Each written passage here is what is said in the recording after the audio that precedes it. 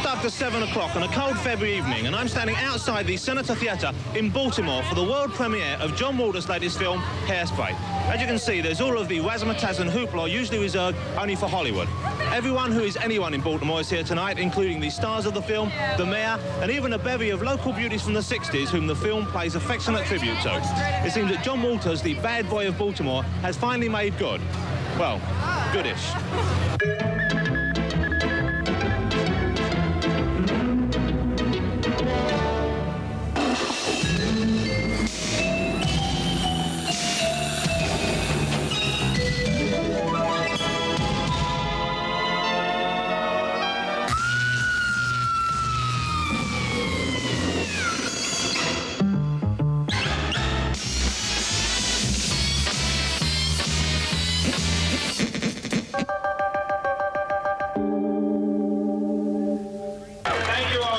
This is tremendous. This is a great day for Baltimore. I thank John Waters for bringing it about. Hey, girl, what you doing over there? For the last 20 years, John Waters has been shooting movies in Baltimore. Movies that weren't always as acceptable as this, his latest success, Hairspray. With his star actor, Divine, he has been responsible for some of the most shocking, offensive and hilarious movies ever to come out of America.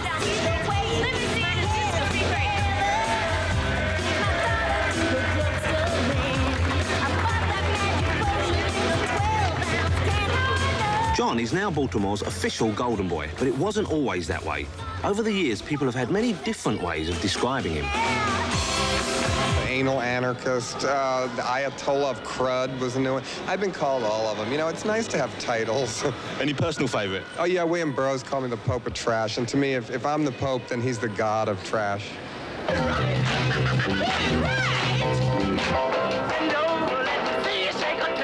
Hairspray is quite a departure from his early movies. It follows the adventures of a local Baltimorean teenager who is desperate to get on the Corny Collins TV dance show, contrary to the wishes of her mum, played by Divine. You should be on that council, not her. I know I should, Penny. Hey, I'm going to that hop tonight. Oh, let me come. We'll lie and say we're going to the library to study. It's a deal. We'll meet 8 o'clock up on the avenue. Okay, young ladies, I've had just about enough of this screeching music. Mother, we're watching the Corny Collins show. Penny, your mother called all frantic. She said you were punished. I'm always punished. And Tracy, I have told you about that hair, all ratted up like a teenage Jezebel. Oh, Mother, you're so 50s. Tracy's flamboyant flip is all the rage, Miss Edna.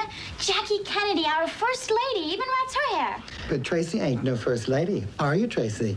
No, sirree. She's a hair hopper. That's what she is.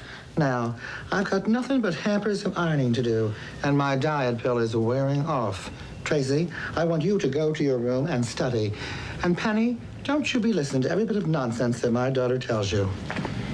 If I didn't know better, I'd swear she was mental. This time it's quite odd to see you in the role of a caring mother for a change. That's what I mean. It was a different role for me to play. Both of them were, so it made it interesting and a lot of fun. Do you think the fans of the earlier John Waters movies and your earlier movies might be a bit disappointed in seeing you in a PG-rated film? Well, we didn't set out for it to be a PG. We were quite shocked that it actually is a PG, and I think that's the most shocking thing about the film, that it is a PG. But no, I think it's very entertaining and very funny, and I don't think anyone's disappointed. It makes you laugh. I thought it was wonderful. I think it's one of the best films Glenn has made, John Waters has produced.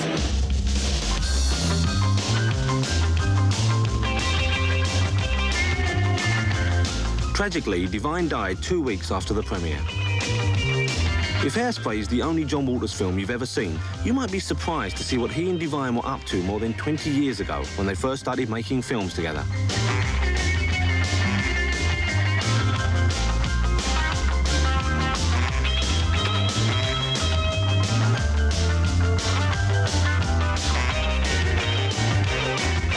Could you tell us about your first filmmaking ventures and how you got into films? Well, I knew nothing about making movies. You know, I just wanted to make them. The first one I made was 8mm. What came out of the camera was the movie. I didn't know you edited.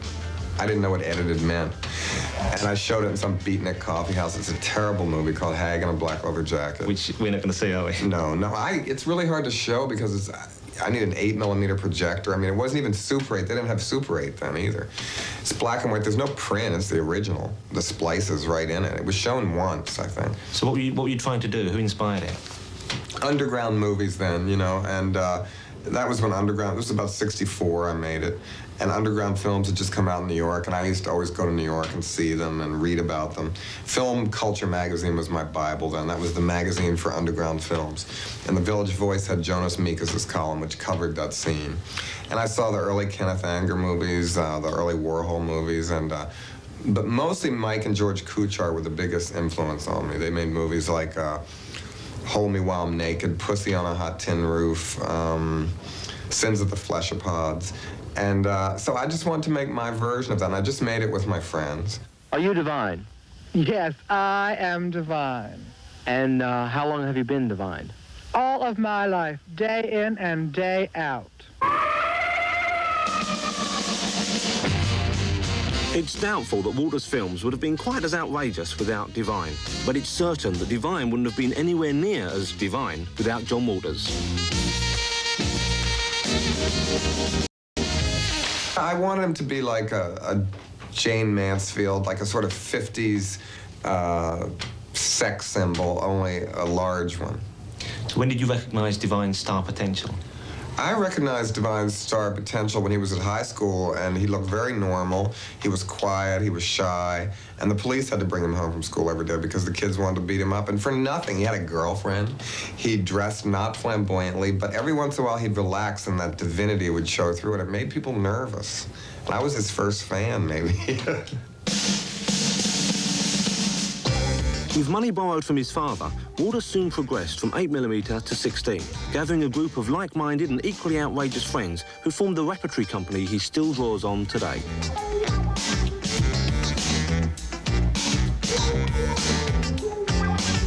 We grew up together, and we started hanging around together when we were teenagers, and, well, we were juvenile delinquents, really. I quit school so I could be a delinquent full-time. It was mostly, I think, suburban rejects. People that really were not happy with the suburban life, and then you met people from other suburbs, which we all were from. None of us lived in the city. Nice people didn't live in the city at that point. Oh, we thought we were fabulous.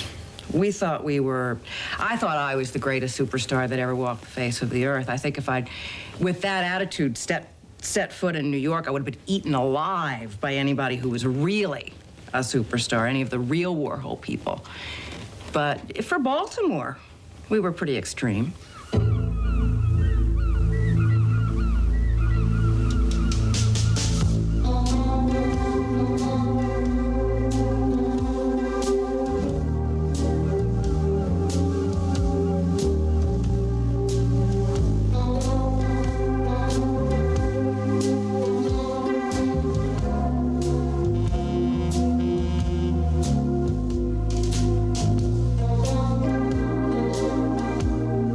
Town is currently undergoing gentrification. The yuppies are moving in. But in the 60s, it was a much rougher area, known for cheap housing and cheap bars.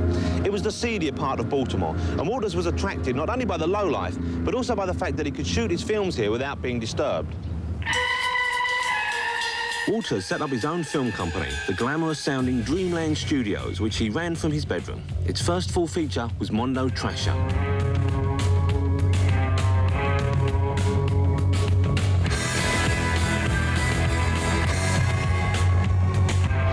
For a late 60s movie, it's remarkably un-hippie-like. Well, I never was a very good hippie. I mean, I had long hair, but we always hated that love crap, you know. I mean, we really had that punk attitude way before there was such a thing.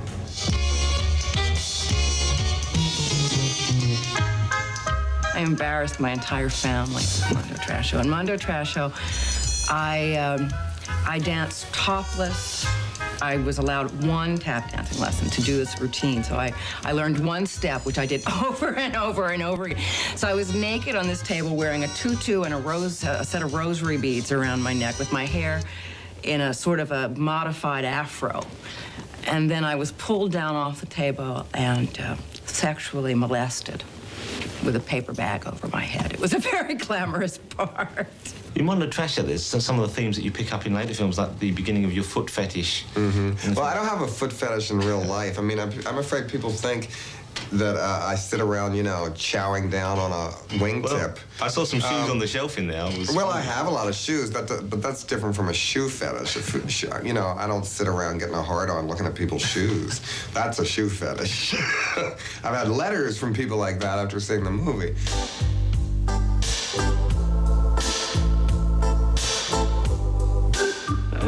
I feed hamburger meat to the ants and roaches, and a shrimper just happens to wander by, and we have a love scene. A shrimper is a foot fetish.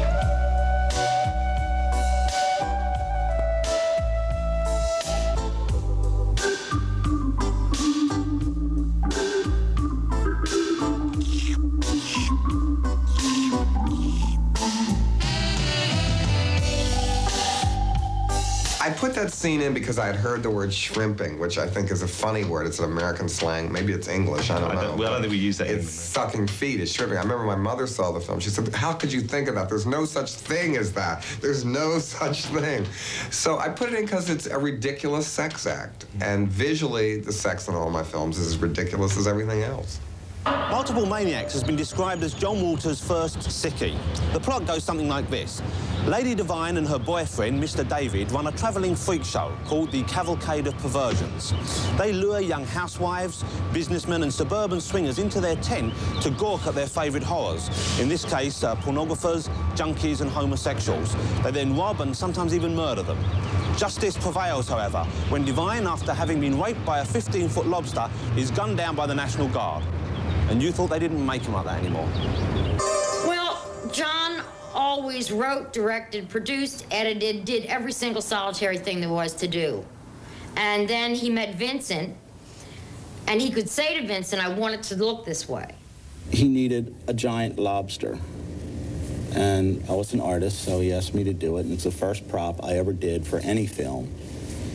And we built it in our house and painted it bright red and had a little champagne toast when we pulled the cover off of it and looked like this shiny kind of car, weird car or something. My brother Ed and I were inside it, working the little arms and movements and stuff. So it's a two-man lobster? It was a two-man lobster. Yeah, it was about 15 feet long. Oh, Divine. Oh, I am Divine.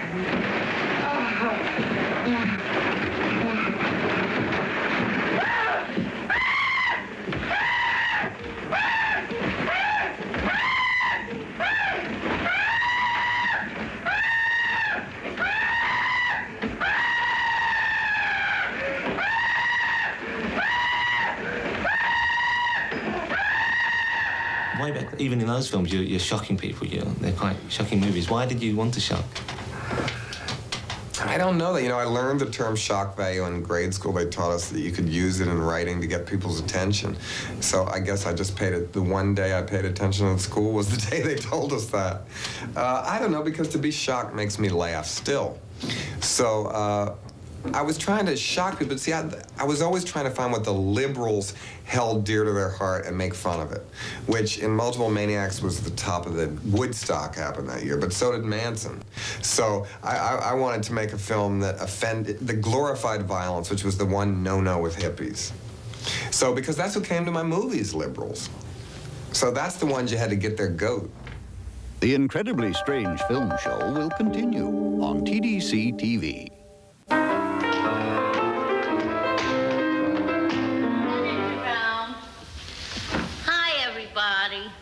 My name is Edith Massey. Some of yous might know me. I play in John Waters films. The remarkable Edith Massey is one of Waters' most famous finds. She was discovered working here in a bar at Fells Point, the oldest part of Baltimore. Pete?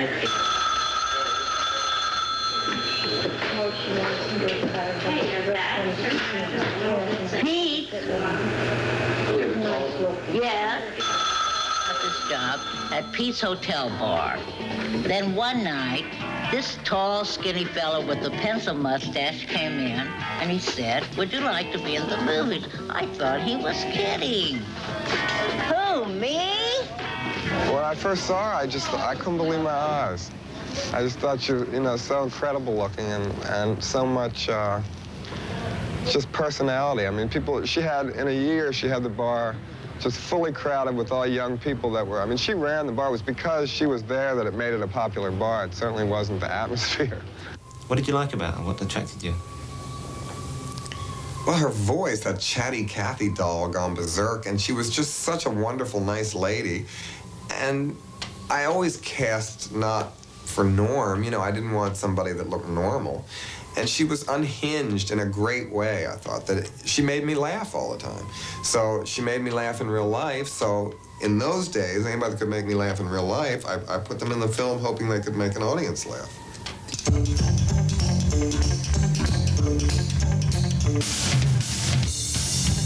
If ever there was any doubt that Waters was the king of cinema sleaze, then Pink Flamingo certainly settled it. Much of it was shot here at Waters' old home in 1972, and it was billed as an exercise in poor taste, which is actually something of an understatement. I'm big on understatement.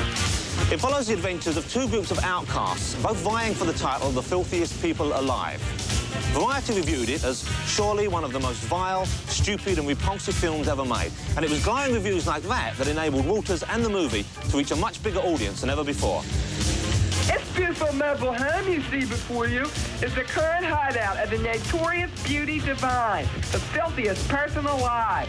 Because of this cover story in one of your sleazier national tabloids, she has been forced to go underground, disguising her appearance and adapting the alias of Babs Johnson. When did you come up with the plot for that? Why did you choose like a trailer home for Divine? Well, because I drove to California before with Multiple Maniacs, and I used to see trailers and imagine the hell of living in one, because God must hate trailers. He always sends tornadoes to them first, if you notice. Whenever there's a tornado, they hit trailer parks. Let's take a peek inside. It's 10:30. Babs, why isn't the Eggman here? I'm starving to death for some eggs. Please, Babs, come in and give me some eggs. I'm coming, Mama, I'm coming. You can hold on. Cotton! Babs won't give me my eggs. Did you choose Edith's outfit for that movie? The girdle and bra, yeah. We went shopping for it together. And that was my Baby Doll influence, you know, only, you know, the Baby Doll had Carol Baker in a crib. Well, I had Edie in a playpen. And we went shopping for that outfit, I remember, at Lane Bryant's, which is a store for fat people. And Edie was just normal, and she went and tried it on. She said, oh, you gotta help me try it on, to the sales lady who paled, you know. And then she just came out to show it to me, and the woman went, oh my God, get back in there. Because she, you know, I had to see it if it was the right thing for the movie. But the shoppers seemed to be very nervous by that. Why did you have her as the egg lady? What was that? I don't know where that came from. I mean, when I was a kid, we had an egg man that came and delivered eggs, but I don't remember ever being that impressed by it. Who knows where these things come from? I don't even.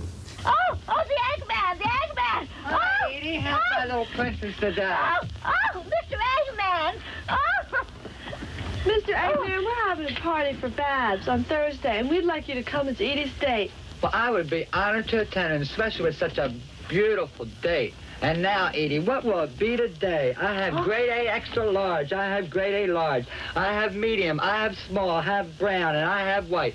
Why, look, just look at these. So fresh you could hardly believe it. Why, they're just begging to be scrambled or fried or poached or hard-boiled. All around ready to be thrown into a big, fat, juicy omelet. How about it, Edie? What'd it be for the lady that the eggs like the most? I want them all. Basically, what all my films are about is people that are happy with their lunacy on one side and people that are bitter on the other side, and the good guys always win.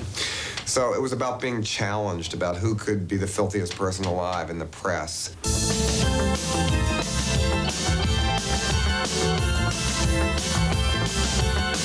It was unlike any other film that was around at the time. There was nothing to compare it to.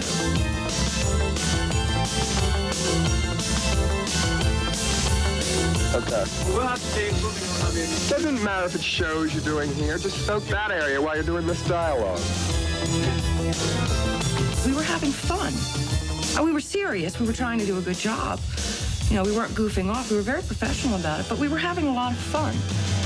And when it just went into national fame, it was really kind of startling. You mean we did that? Pink Flamingos became notorious almost immediately for one classic moment, a scene that, if you've seen it, you'll find hard to forget. Divine seeks to re-establish her claim to the title The Filthiest Person Alive by performing one of the filthiest acts imaginable. She eats a dog turd. The filthiest people alive? Well, you think you know somebody filthier? Watch, as Divine proves that not only is she the filthiest person in the world, she is also the filthiest actress in the world. What you are about to see is a real thing. How much is that doggy in the window? The one with the waggedy tail. The dog scene at the end, why did you do that? I don't know. You know, I mean, it was the first idea I had for the movie, and I said to Divine, will you eat dog shit in the movie? And he said, oh, sure. We were young. You got to remember when you're that age, and Divine was a trooper. We wanted to make movies. We wanted to do something. It was, I think, looking back on it, was a very commercial idea for a movie that cost $10,000 coming from Baltimore from a group of people nobody had ever heard of. It was in the spirit of almost surrealism. That sounds, I'm uncomfortable saying that because it sounds too intellectual. But that was where the influence came from that. Doing something that was for real, that would make people, no matter what kind of person you were, give them pause. And I know that word of mouth is what sells a movie. The only thing you can't buy. So I wanted people, when they left the theater, to, even if they hated the movie, they had to tell somebody about it. And it certainly worked beyond my wildest imagination.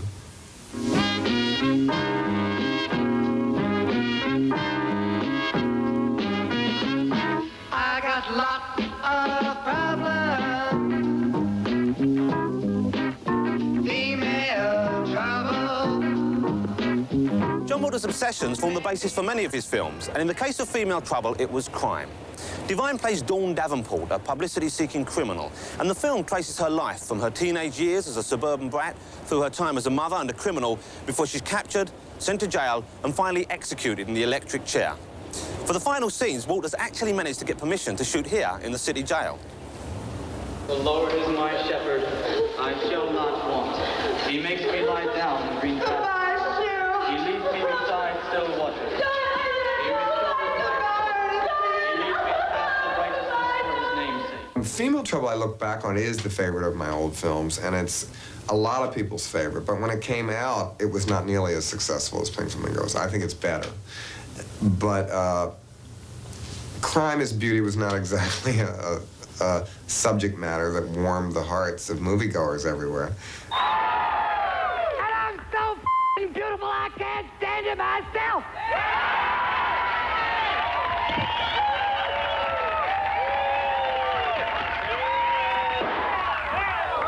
Now everybody freeze. Who wants to be famous? Who wants to die for art? I do! Do you have a particular favourite amongst the films you've made together? I think Female Trouble is one of my favorite movies that I've done with him. Why that one? I'm in every frame. So I love doing it. And I started out playing a teenager until from 17 to 35 years old, so it was great fun.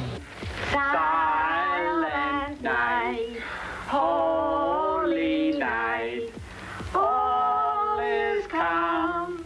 Here's Divine as the 17-year-old Dawn Davenport, enduring the Christmas ritual in the hope of receiving a pair of cha-cha heels from her parents. Sleep in heavenly peace. What are the cha-cha heels that Divine wanted for Christmas? What are they? Well, cha-cha heels are basically a little heel that's shaped like this. Oh, yeah. And they were certainly from that period. And she doesn't get them for Christmas, so she knocks her mother, the Christmas tree over on her mother and stomps on all the presents. Well, the Christmas tree did fall over on my grandmother once, but just not that badly. I mean, she wasn't pinned underneath, she wasn't hurt or anything. But I remember the shock and people telling the story and seeing it. So, and I remember as a kid thinking, oh my God, the Christmas tree fell over on my grandmother. And it was horrible, but it was kind of I liked my grandmother. It was just such a weird moment in family history. What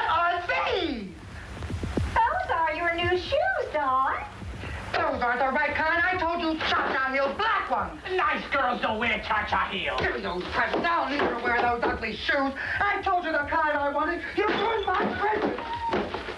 Please, God, not on Christmas! Get off me, you ugly witch! You devil! Come here, you pay for this! You devil, God damn it! How did you do the scenes where Divine played the man and the woman? Well, he rapes himself in the movie, but he plays both parts. Well, first of all, we filmed the whole thing. I'm trying to remember if we did the man or the woman first. I guess it's him as a man, because he had sideburns and eyebrows. It was the very first thing we shot in the movie. Get in, sugar dumpling. This woman we know, Sally Turner, who was his double, and she played it as a woman, but as I filmed it, all you could see was his face as the man. Then he went home, shaved everything off, got in drag, and came back. She put on the hat, the man's outfit, and then we filmed it from the other angle so you could only see his face as the woman, and then edited it together. Come on, honey, hurry up. Come on. What about Taffy's auto accident in Female Trouble? What's that inspired by? Well, I used to play car accident as a kid, not to that length. I mean, I didn't have big windshields sitting around my bedroom. But I used to play car accident. I like smash cars and think, oh my God, there's been a terrible accident here.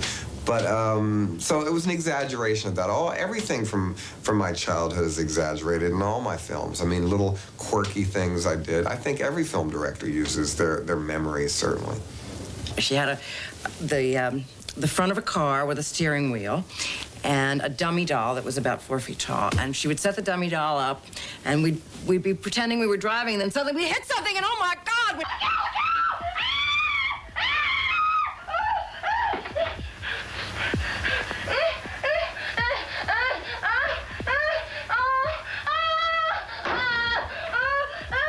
How many times have I told you to play car accident outside?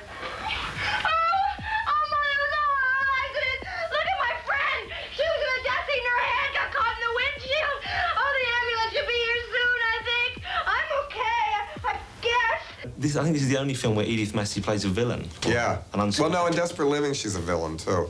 But, yeah, audiences liked Edie better as a nice girl. I think you give her the best lines in the movie, especially the lines about heterosexuality.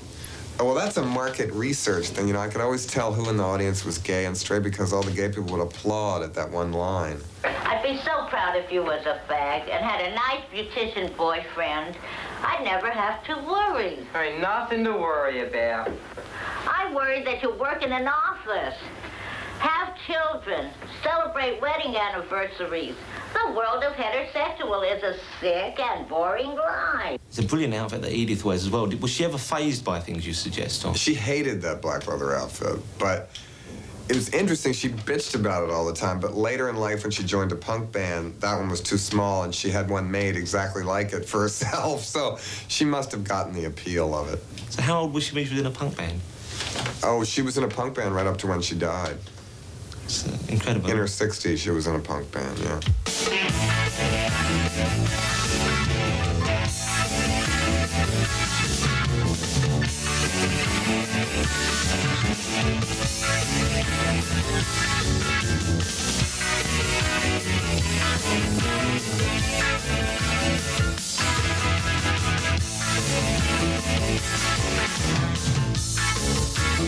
And Female Trouble, of course, crime doesn't pay in the end, does it? Because Divine is... Well, it does pay because Divine in the character wants to be famous so badly that they want to get the electric chair because to them that's like the Academy Award. I mean, the character gives an acceptance speech when they put her in the electric chair. So it was a happy ending. It was just a John Waters happy ending. Without all of you, my career could never have gotten this far. It is you that I murdered for, and it is you that I must die for. Please remember, I love every one of you.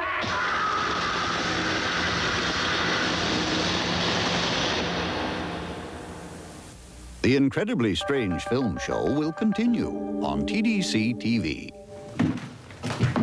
So is this the chair from Female Trouble? Yeah, Vincent made this, and it's exactly what one looks like. I mean, to every detail. And they still use these in some states in America. Florida still has one of these that they use, Old Sparky, it's called. I can't believe you smuggled this into a prison. We didn't have to smuggle it. We carried it right in. The prisoners were the ones that were flipping out because they saw us carrying an electric chair. I'm thinking, what the hell's going on here today? They were like short-termers. Yeah, they were in for like a week. You taught at a jail for a while, didn't you? Yeah, I taught at jail for 3 years, and I got a paycheck from the state of Maryland to rehabilitate prisoners by showing them my films, which I think is, before you call your congressman, that I told him, look, next time you want to murder somebody, don't do it. Write a movie about it, paint it, write a poem about it, because these films are my crimes, only I get paid for it. Connie Marble, you stand convicted of assholism. The proper punishment will now take place. Look pretty for the picture, Connie. That's it. This is all the crime section. You know, I read every true crime book. I don't like mysteries, I like true crime. I mean, I teach in jail, I gotta know what I'm talking about. And these are little mementos. This is the weirdest thing anybody ever sent me. It's the dirt from John Wayne Gacy's basement where 18 boys were killed. That was the weirdest junk mail I ever got. Oh, this is sick, John. Well, I know, but I mean, it beats, you know, Reader's Digest coming in the mail.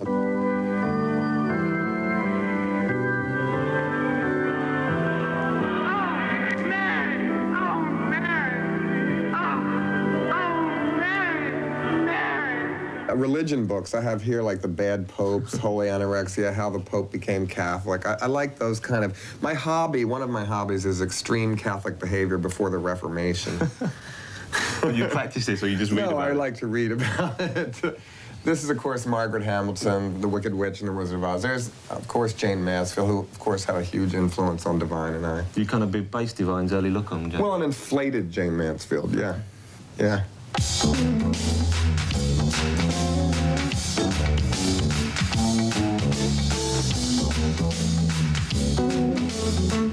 This is The Bad Seed, which was one of my favorite movies, about a little 10-year-old girl that kills people. I have a picture of her in the other room to say. This is, of course, my favorite Russ Meyer movie. And Baby Doll was the first movie the nuns in Catholic school told us we'd go to hell if we saw. And this was a great film. They made a huge stink about this in America when it came out. I love the film. Tennessee Williams wrote it. It's a wonderful film. This is where I write every book, every movie, sitting at this table, chain smoking and drinking tea constantly.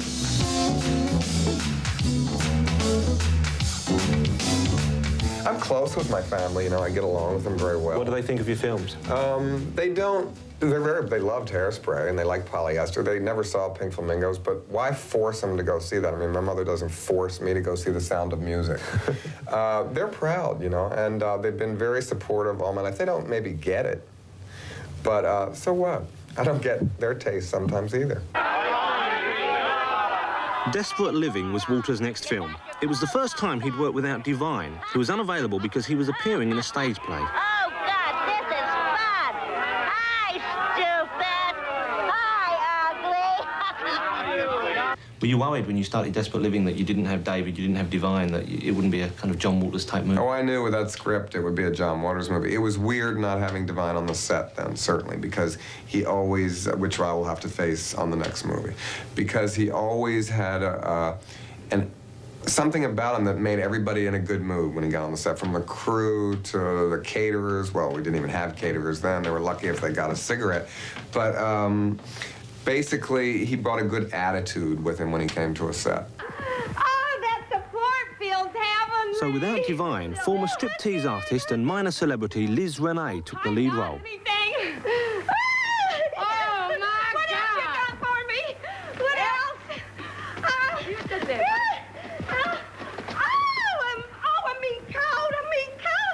Liz Renee, I love Liz. You know, I met her, I loved her book, and I met her when she was stripping in Boston. And Liz was great.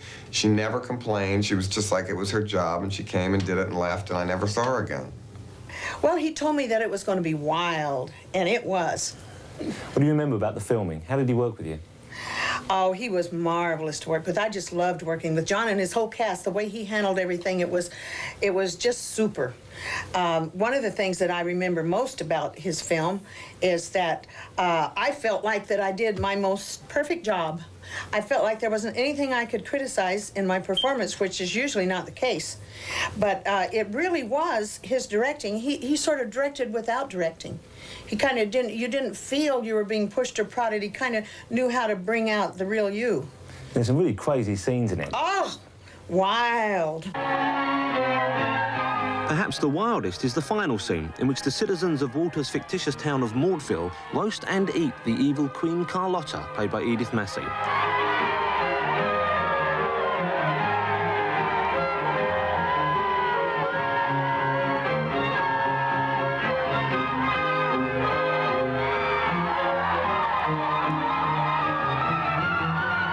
Even by John Waters standards, Desperate Living was incredibly tasteless. The ending of Desperate Living reminds me a bit of the end of Wizard of Oz. Was that intentional? Oh, yeah. Well, yeah, it was sort of like, come here out of the wood, come out, come out. All the people coming out. Yeah, the Wizard of Oz is still, you can see Wizard of Oz things in every one of my movies somewhere. It's the first film I was obsessed by, and its influence will always be there, I'm sure. Was Desperate Living a success for you? No, it was the least successful of all of my films, but it eventually turned a profit. I think he does and did want to reach a larger audience, and the audience was going to shrink if he kept it up, because you can't continue to shock people with the same stuff. You know, people get tired of it. The Incredibly Strange Film Show will continue on TDC TV. With his next film, made in 1981, Waters moved from shock to satire. Polyester star Divine and B-movie hunk Tab Hunter. One boy, one girl, deeply and honestly. It's much more subtle than your earlier films. Do you Yeah, think? I'm getting older, you know, and that comes with it. You refine your sense of humor. I don't have to hit people over the head with an axe anymore to get their attention. And I think that's natural. I think that's maturing your humor. But do you think there were John Waters fans who were kind of disappointed? Some, but not many, and that's reverse snobism, to want something that you've discovered nobody else to like. And there was a little bit of that, very, very, very little, though. That was never a problem, because it still was hardly a normal movie. You will experience some odors that may shock you. But the producers of this film believe that today's audiences are mature enough to accept the fact that some things in life just plain stink. It was filmed in Odorama. Odorama is the wondrous screen gimmick I'm holding in my hand, where one of these numbers appears on the screen. When you see that number, you scratch and sniff the number. Now, the first one, number 1, is a rose. That gets you into it. As the film goes along, though, number 2 is exactly what you think it is.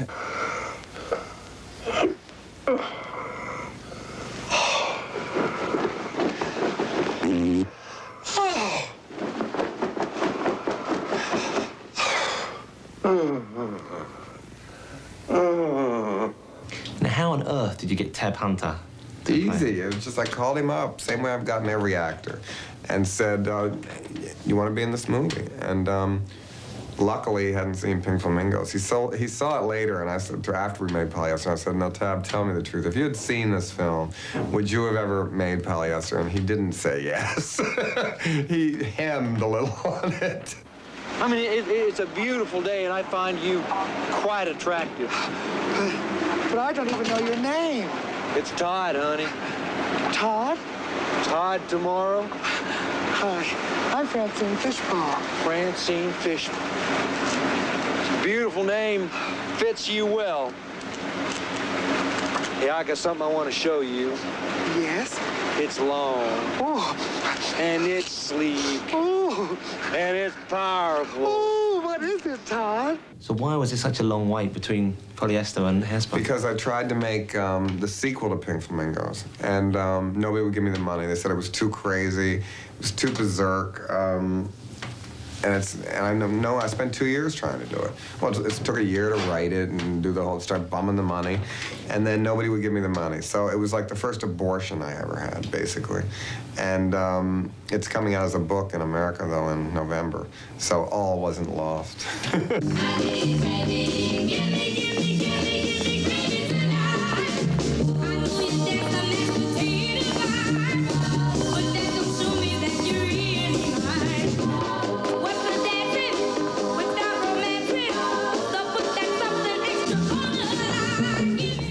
Hairspray has proved to be John Waters' most commercial movie ever. It's nowhere near as shocking as his earlier films. Perhaps the most shocking thing is that you could take your granny to see it. But like all of his work, it draws heavily on Baltimore life. The music was the total influence. I picked the music first, and I would write the scenes and dance around the apartment, and all those gimmick dances that I knew were real, but that I knew most people didn't remember, and I just wanted to bring that back. True that you pitched the movie by going into people's offices and doing the dance? I did the dances for every executive, got right up. You know, look, you got a pitching, you have 10 or 15 minutes to sell your idea. I got right up, started doing the bug, doing the roach, but it worked. They believed I was serious about it. It's, you know, you have to be, unfortunately, to be an independent filmmaker, the main thing you have to be, you're a traveling salesman. So I'll wait until you're home. Waters may well have said farewell to midnight movies, but you'd be wrong in thinking he's completely changed his style.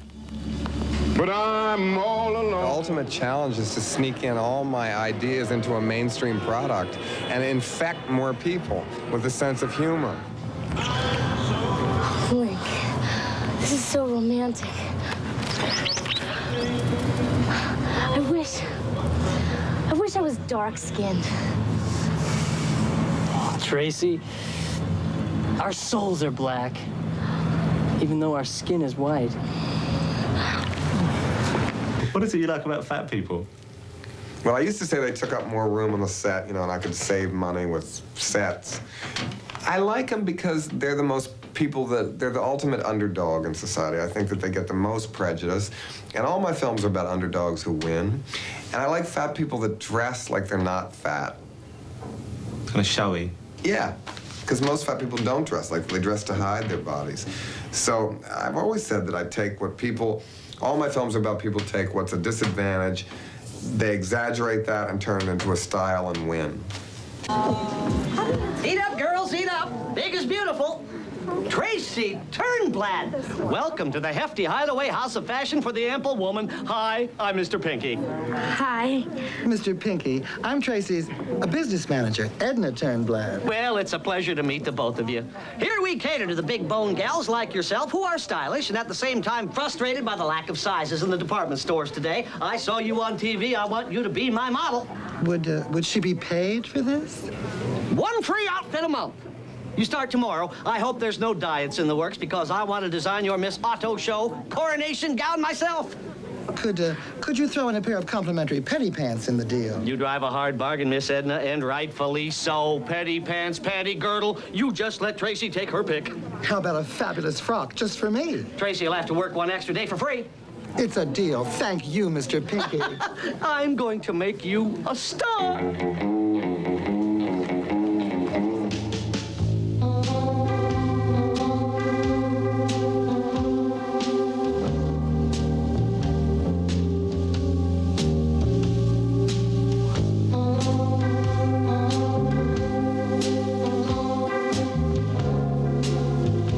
Died certainly at the very happiest he's ever been in his whole life, but that's not good enough because he had big plans.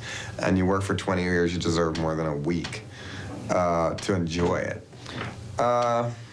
It was very sad. It was a tragic thing that happened right after the film opened. I had been with him constantly because we had been traveling, promoting it. It's hard for me to believe, actually. Do you think your movies would have been as successful as they have been without Divine's contribution? No.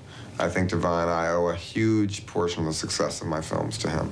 I think he personified everything about a John Waters movie. And no, they would definitely not have been the same.